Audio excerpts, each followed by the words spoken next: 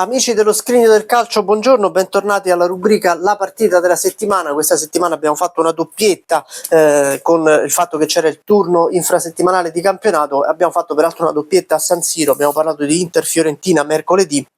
E oggi parliamo di Milan-Roma che si giocherà domenica sera, e vi ho portato, come sempre, quando ho entrambe le maglie, io mi faccio super partes mettendomene un'altra, e vi faccio vedere qui le due maglie di Milan e Roma. Questa è la maglia del Milan del 90-91, che è uguale più o meno a quella del 91-92, questa è la maglia della Roma. Spero che giochino il Milan in rosso-nero e la Roma in bianco e non con colori bizzarri come il Milan ha fatto in alcune delle partite casalinghe di quest'anno. Io vorrei che almeno in casa le squadre riuscissero a giocare con la prima maglia, cioè almeno in casa. Poi capisco che ormai ci sono terza maglia, quarta maglia, 36esima maglia, almeno in casa facciamo in modo che il Milan giochi in rosso-nero, l'Inter in nero-azzurro, la Juve in bianco-nero, la Roma in rosso e giallo. Vabbè, tanto so che sto parlando al vento, e so che non importa nulla alla maggior parte dei tifosi che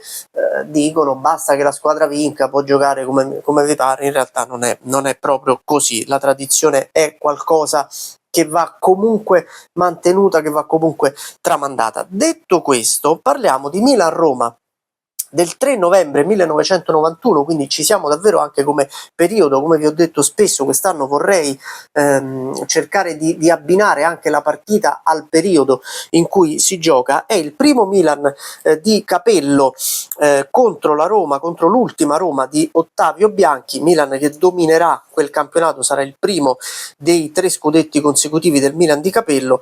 La Roma va a caccia di un posto in Coppa UEFA.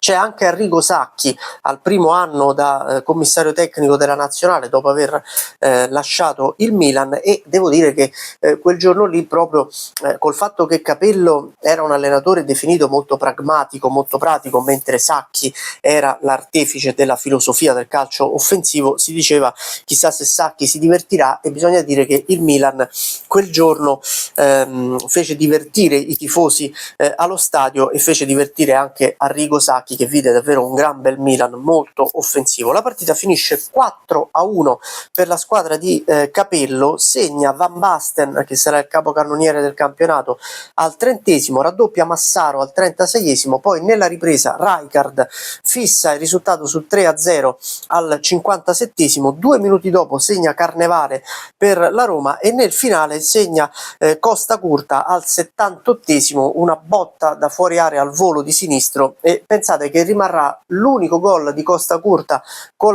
l'ultimo gol di Costa Curta con la maglia del Milan, fino a quel gol nel suo congedo, diciamo, in Milan Udinese del 2006-2007, quando gli fu fatto calciare un rigore proprio per salutare i tifosi del Milan e diventare tra l'altro il giocatore anche più anziano a fare gol in Serie A. Finisce 4-1, e nel finale di partita c'è un episodio molto molto curioso e un po' antipatico per quell'epoca, per i tifosi del Milan, perché viene espulso Van Basten, reo di una scaramuccia con un avversario, mi pare con De Marchi, difensore della Roma, ma in realtà quella scaramuccia c'era stata tra il giocatore della Roma e Aldo Serena. Il guardaline richiamò l'arbitro, che era Cesari, il famoso arbitro Cesari di Genova, e gli disse di espellere Van Basten, e in realtà Van Basten non c'entrava nulla e fu espulso praticamente senza alcun motivo. Vi faccio vedere il guerisportivo che dedicò il servizio a questo Milan-Roma 4-1. Tra l'altro qui in alto, dove ho il dito qui, c'è un palo clamoroso di Piacentini, che avrebbe potuto riaprire la partita prima del gol del Milan, prima, e quindi riportare la partita in equilibrio. Questi sono un po' tutti i gol, tutti i festeggiamenti anche del Milan in quella partita. Ecco qui, faccio vedere meglio anche quest'altra pagina, vi faccio vedere anche qui il tabellino. Vedete sopra la scritta Milan-Roma c'è anche Arrigo Sacchi in tribuna che assiste a questo Milan comunque che ha ancora tanto dello stesso Sacchi. Vi faccio vedere anche le pagine dell'album di quel 91-92 di Milan e Roma. Vi ripeto, il Milan vincerà lo scudetto, la Roma invece non andrà proprio benissimo, anche se non era una Roma particolarmente ambiziosa. Uscirà dalla Coppa delle Coppe per mano del Monaco con gol, mi ricordo, di Rui Barros, ex centrocampista della Juventus. Se non mi sbaglio segnò addirittura di testa. Rui Barros era alto 1,40 m mi sembra.